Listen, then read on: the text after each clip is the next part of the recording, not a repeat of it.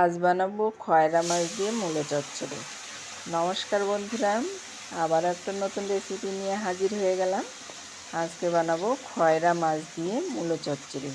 তার জন্য আমি খয়রা মাছ সুন্দর করে কেটে ধুয়ে নুন হলুদ মাখিয়ে নিয়েছি।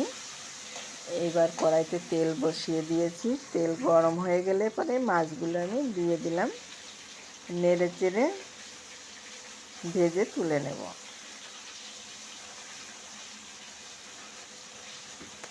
খয়রা মাছ অনেকে বলে চাপলে মাছ। মাছগুলো আমার ভাজা হয়ে গেছে, এবার আমি তুলে নেব। আমি এই ছোট মাছ, তো ছোট মাছ খেতে খুবই ভালো লাগে, কিন্তু রেডি করতে খুব সময় লাগে। এই ছোট মাছগুলো আমি দুই সাইজ করে নিয়েছি। একটু বড়গুলো এক সাইজ আর একেবারে চুনোগুলো আরেক সাইজ করে নিয়েছি। আমি দুইবারে দুই খোলাতে ভেজে নিচ্ছি। মাছ ভাজা হয়ে গেছে, এবার আমি দুই খোলা মাছই তুলে নিলাম। এর মধ্যে থেকে কিছুটা মাছ আমি শুধু ভাজা খাওয়ার জন্য রেখে দেব, আর বাকিটা মূলো চচ্চড়ি করব। ওই তেলের মধ্যেই দিয়ে দিলাম একটু শুকনো লঙ্কা ফোড়ন, দিয়ে দিলাম একটু গোটা জিরে আর একটু আদা। এবার দিয়ে দেব একটা পেঁয়াজ, কুচি করে রেখেছিলাম পেঁয়াজ। এবার দিয়ে দেব একটু নুন, স্বাদ মতো নুন দেব, আর দেব একটু হলুদ গুঁড়ো, আর দেব একটু ধনের গুঁড়ো।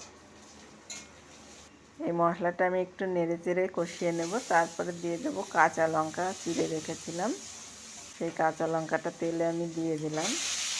তারপরে সেই মূলো চচ্চড়ির মতন করে কেটে রেখেছি সরু সরু করে, আর একটা আলু কেটে রেখেছিলাম, সেইগুলো দিয়ে একটু নাড়াচাড়া করে ঢাকা দিয়ে 5-6 মিনিট আমি কষিয়ে নিয়েছি।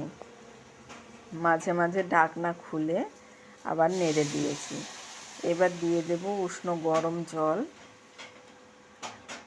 পরিমাণ মতো জল আমি দিয়ে দিলাম। একটু গাঢ়সা করে চচ্চড়িটা করব, তার জন্য আমি একটু বেশি করে জল দিলাম। মূলোটা সেদ্ধ হতে হবে, আলুটাও সেদ্ধ হতে হবে, তার জন্য একটু বেশি করে জল দিলাম। তারপরে ঢাকা চাপা দিয়ে 4-5 মিনিট রান্না করে নিলাম। তারপরে ঢাকনা খুলেই দিয়ে দিলাম সেই ভেজে রাখা চুনো মাছ। এখানে আমি খয়রা মাছ রেখেছি